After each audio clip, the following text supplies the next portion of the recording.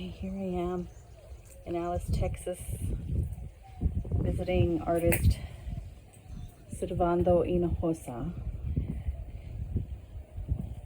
I met him a couple of years ago, and I want to share his story. So I hope you will enjoy this. Thank you.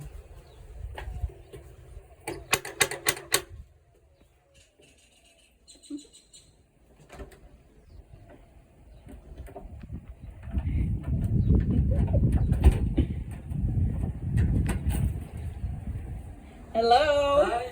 How are you? Fine, how are you? Good. It's nice to see you. Likewise. Appreciate you welcoming me into your home again. You're very welcome. I want to introduce people. If you'd like to introduce yourself. I'm Servando Hinojosa. Artist. Artist. Yes. We're going to be we've entered his home, and we're going to be here looking at all the beautiful artwork your daughter has laid out for us. And we'd love to hear, a little bit of this and that as to how you've been inspired to make this art. And I'm honored and so grateful to you and you allowing me to share it with the world. Okay. Thank you.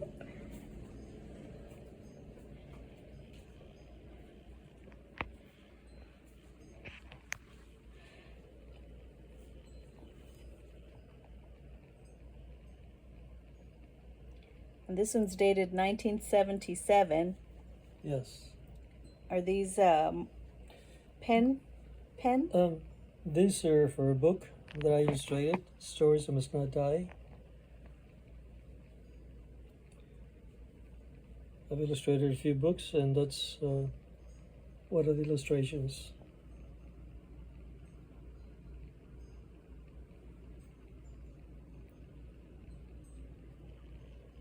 It's called The Wetback.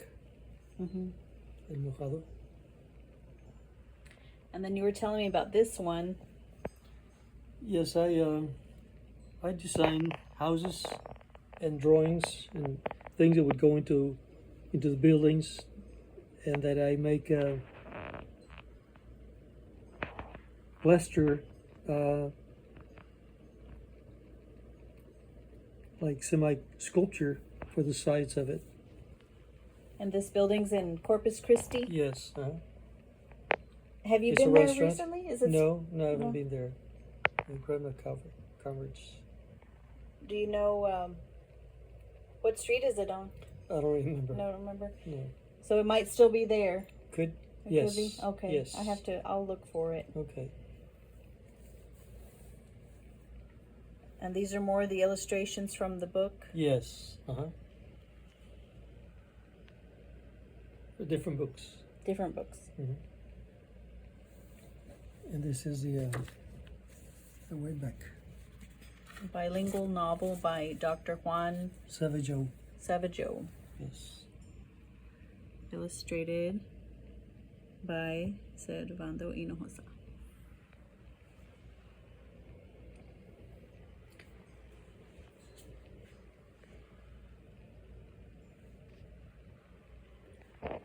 This is a portrait of his daughter.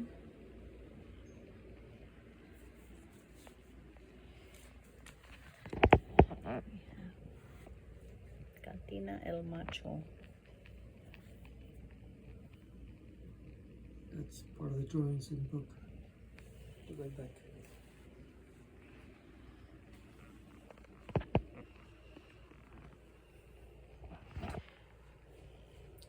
This one you have centered in the room. Will you tell us more about this one? That's the story of the United States from the time early when Columbus came over on the right side. Columbus came over, and then different the very important characters like Lincoln on the very top and Washington, and all the people that I consider to be the best leaders in the United States. Of course, I had the Virgin of Virgin de Guadalupe, which was the first saint here in the Americas.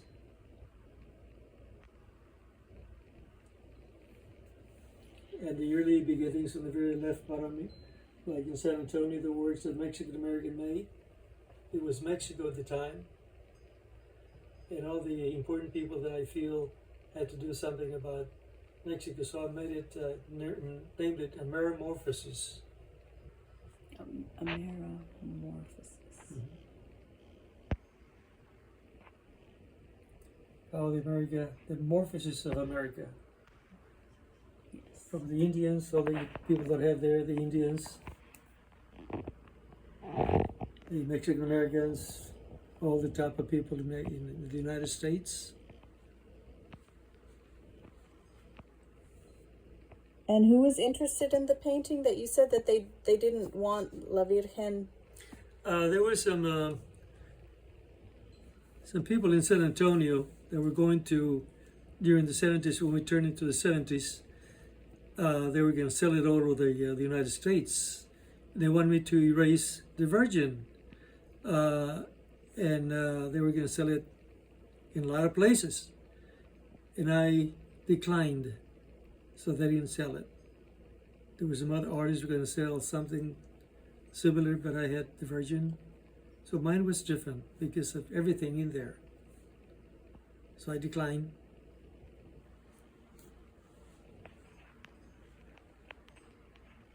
And this is a sculpture you did of your dad? Yes, that's my dad.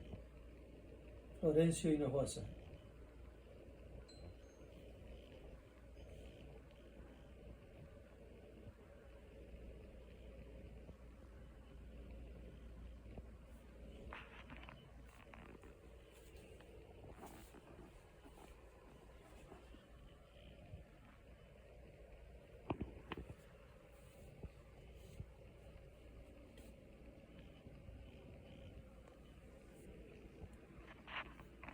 And this was a magnificent one here.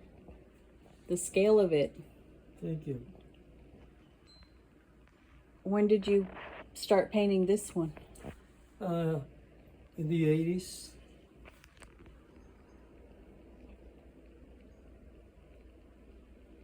And those are the two type of Mexicans, the hard, the richest, well, the types of Mexicans, Mexican Americans, not just Mexicans, Mexican Americans living in Texas and all over the world, all over the United States. Well-to-do and people that are not well-to-do.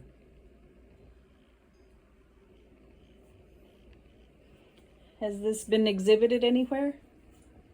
Yes, once. Where? In Corpus Christi. When was that? Oh, about 10 years ago. 10 years ago. That's fairly recent, I think. Mm-hmm. Did you have more of your work shown there? Yes.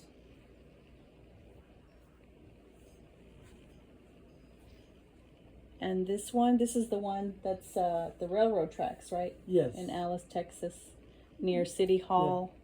Yeah. I named it Juan and Alicia.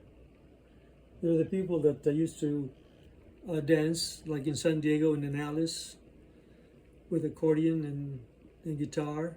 But at the time there was only, in that age, in the 1890s, there was no guitar. There was no accordion, but there was a guitar and the violin, and that's the way they danced in the dances in the ranches in San Diego, according to my dad. My grandparents would do that, and to me that was very important. And how did you get involved with having it installed by the railroad tracks? Well, the people in Alice decided that they wanted a sculpture, and they asked me to do something. Who was that? There was the people that lead the city of Alice. There was a group of people that called me and said that if I could if I was able to do this, and I did. What year was that? That was like in 1979.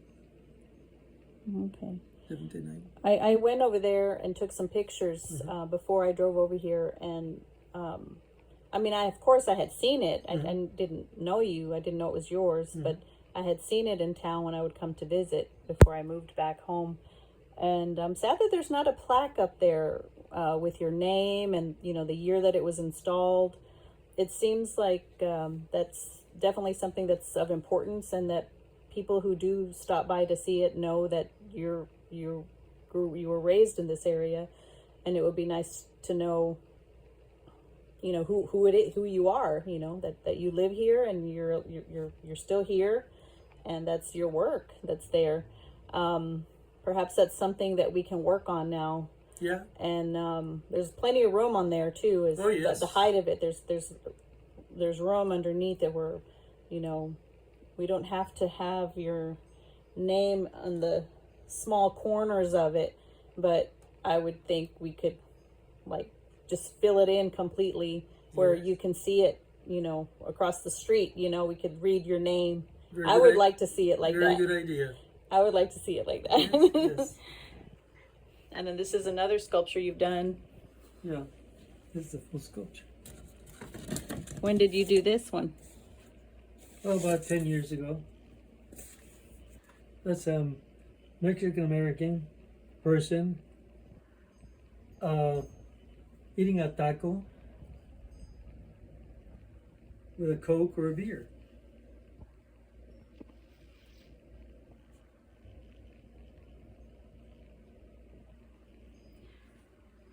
Is it named anything, or you just... No. And what's it made out of?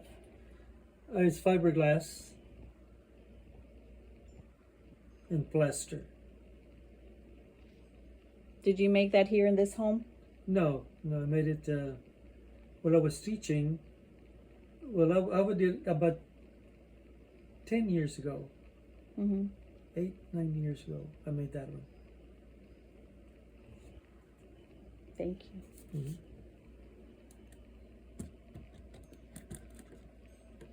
I like to show how now the one on the bottom here, doing fajitas or tripitas on a disc. We all got together on the ranches and in the afternoons or any time, and the friends we got together and would do that. I remember seeing this too growing up. Really? Yes. The rancho. Yes. Near La Rosita, where my abuelo has land, or we still have some land. Is this a paper cut? Not yet. It's gonna be metal. It's gonna be metal. Okay. What would you call that? Call it like a prototype or something? Yes. Like it's your... Yes, it's a prototype. When is that gonna be made? Very soon. I'm getting somebody to cut it out for me. Nice. And I'm real excited about this one. Will you tell us more about your world record? Oh, yes. With the Guinness World Records. Look, you have a certificate. As an art teacher, I would tell my students that we could do just about anything. So I asked them if they were interested in doing something out of the ordinary, doing a great thing together. So I had the idea of just doing an abstract sculpture in toothpicks. So I went around Texas, the alleys, and as people donate toothpicks, and I went to stores, they donated toothpicks, a lot of toothpick stores, and a lot of glue. And all my classes got together, different hours of the day. We got together, and a lot of my students would, even after school, they get together and make parts to it, and we put it together and then held them together and finished them. We added more and more. And it came out in the Guinness Book of World Records. and there it is. Wow, in 2000.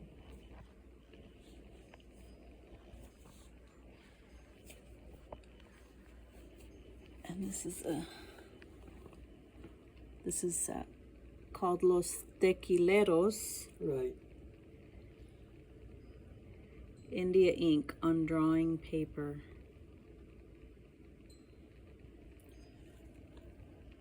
What tool did you use? Was it a... That's only India ink Uh-huh. on white paper.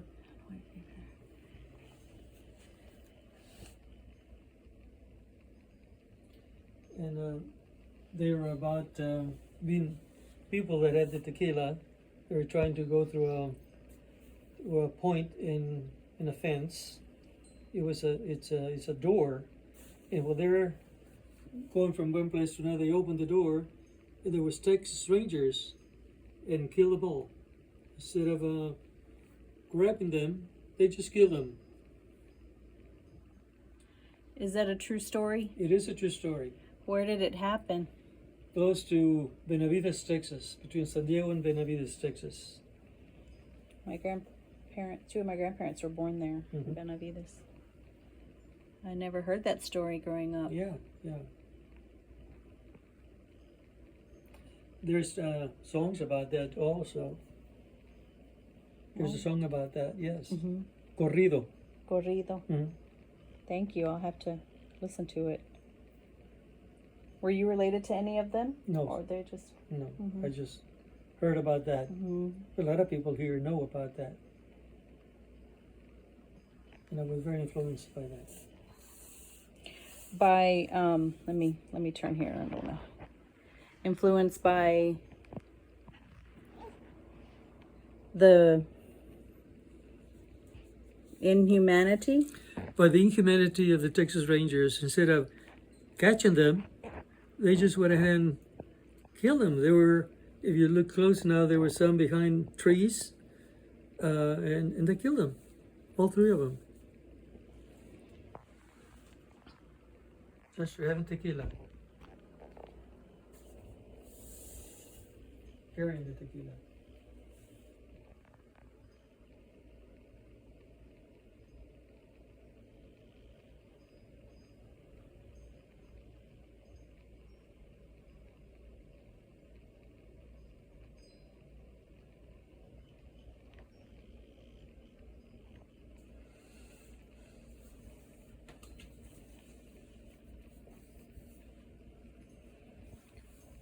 So these are books that your illustrations have been published in? Yes. My son, Servando Hinojosa Jr., is a professor of anthropology and has written 5 books, and I illustrate the books. Oh, that's wonderful. That's one of them. And then I illustrate other books. I've illustrated 7 books.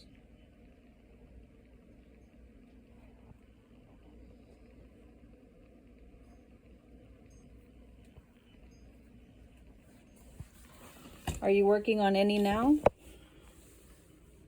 No, not right now.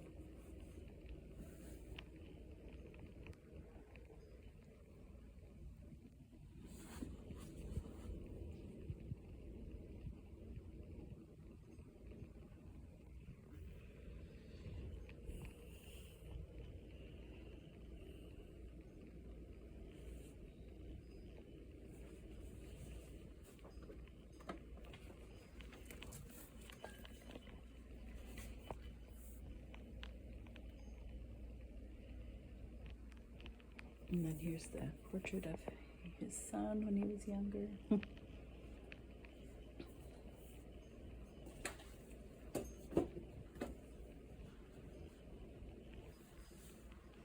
Let me come through here.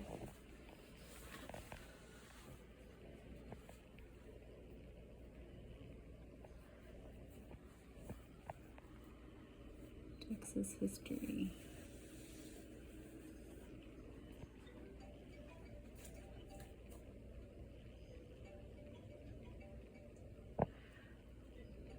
Where was this printed? Here in Alice. It's a bigger portion, a smaller one. And I'd like to show it like the schools and the universities. Spread it out. It's only in black and white. about Texas history.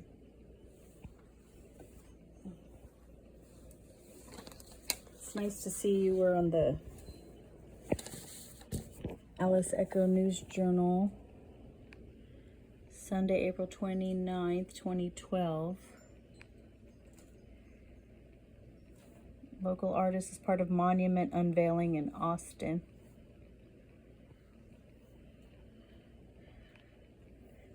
And this was your print of Tejano history.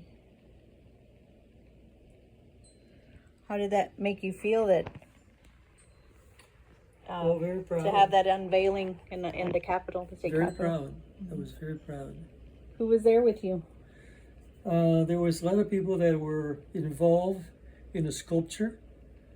And I did part of this drawing for the sculpture. Of a drawing that was going to be to put up on parts of Texas highways, describing all the things that had happened in Texas historically, and just whatever needed to be shown. And we have that right here.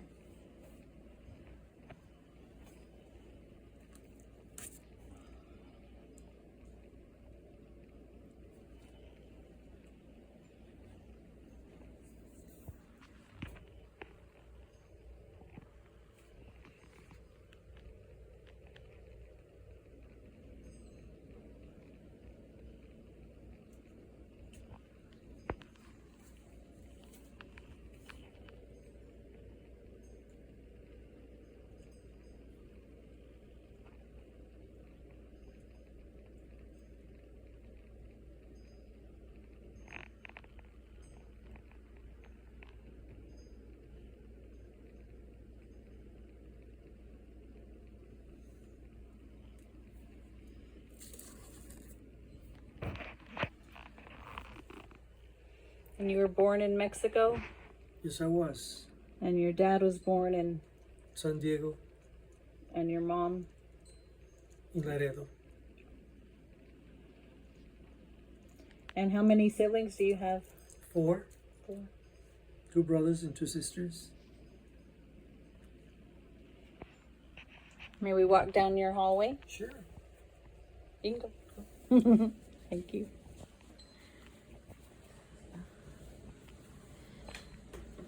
Thank you. I guess maybe we'll go down this way and you can tell us about. I also want to point out his work and his drywall work, because he was a drywaller. So he did this nice arches on his wall in his home. And he has his own little gallery in his home, and it's beautiful. I recently drywalled my room, and I think it's very fun. It's a little messy, but it cleans up easy. Yeah. But it's really fun, and for you to do it in this way, it's really nice. And this piece reads, "The Virgin shall be with child and give birth to a son, and they shall call him Emmanuel." That's not in pointillism.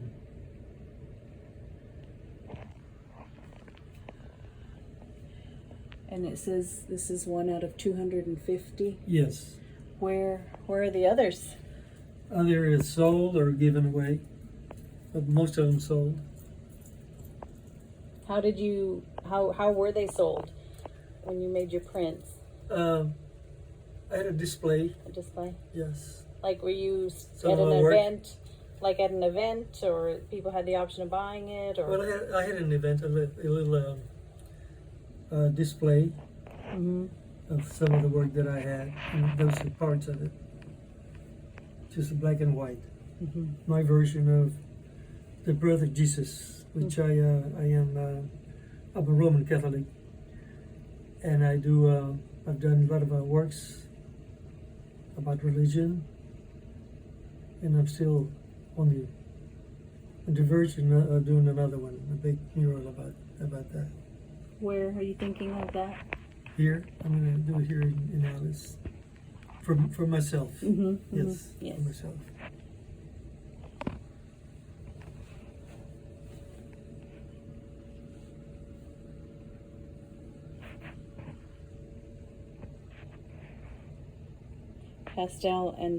Pastel pencils on pastel paper. Yes.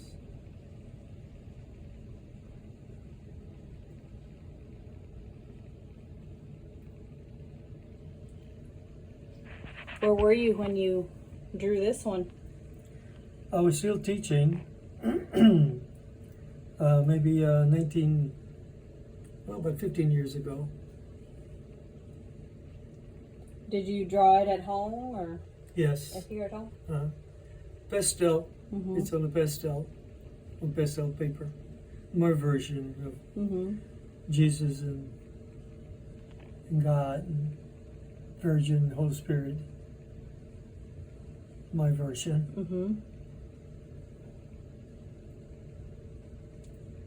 It's like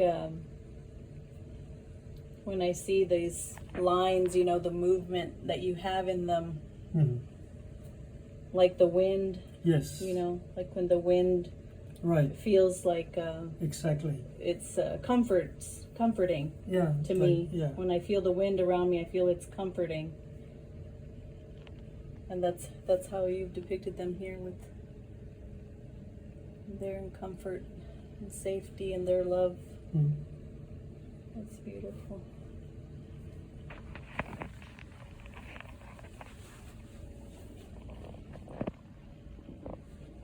Catarino Garza and his pronunciados. Right. Pen and ink, and this was 2001. Were you here at home also when you drew this one? Yes. Were you drawing in your front room, where we just were? Yes. In my studio. And your studio. Yes. So much detail in this work.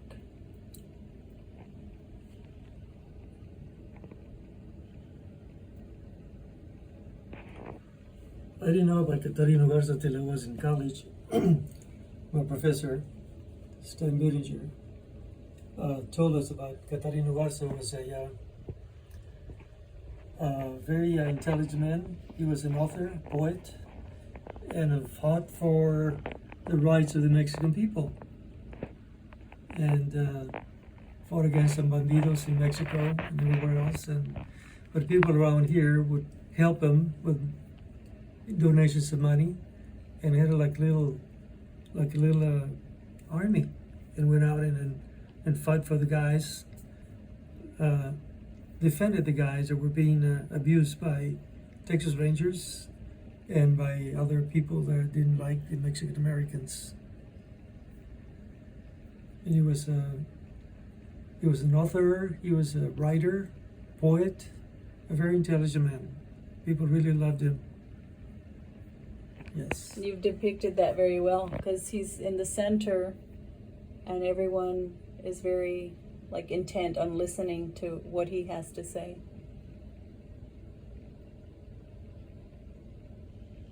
I never heard of him. What class was it in college?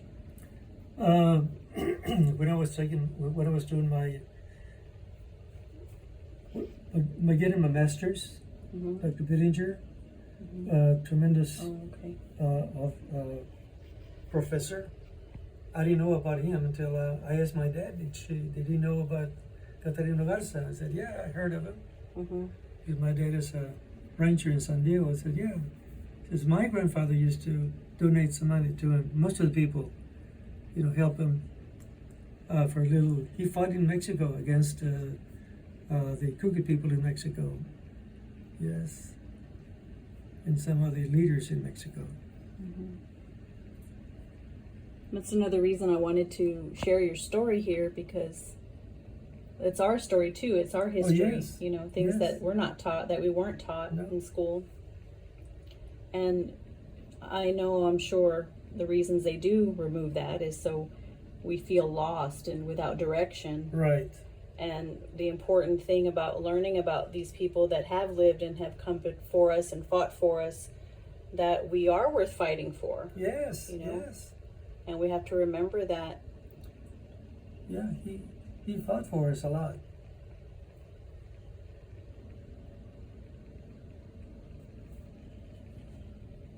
And different kind of ranchers would get together, and at night or during the day, and get together and had a little pachanga, a little fun, and he would talk to them. He was a very good poet. He was a tremendous speaker. A very handsome, tall, tremendous Mexican American. Well respected. And very good at fist fighting.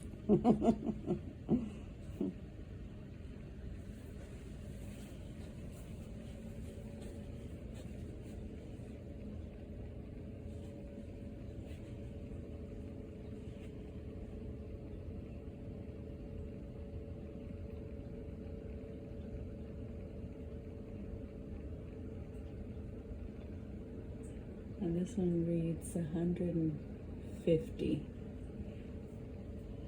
And I know that's Jesus in the manger, the birth of Jesus. And I really love the what is it called, a vantage point, right? The vantage point, you know, from up above. Usually in these kinds of scenes, we're looking up most of the time, not looking down. But I think in looking down on this and seeing, you know, the birth and knowing the story of Jesus,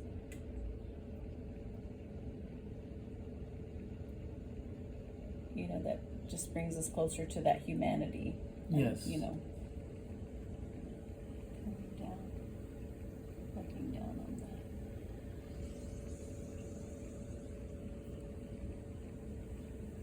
And did you sell these at the same time when you had them out, or? Yes. And the event, was that held in Kingsville, or? Here in Alice. In here now? Yes. Oh, it's my work. Mm-hmm. And this in Christmas time, especially.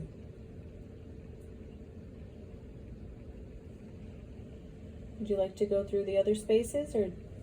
Yeah.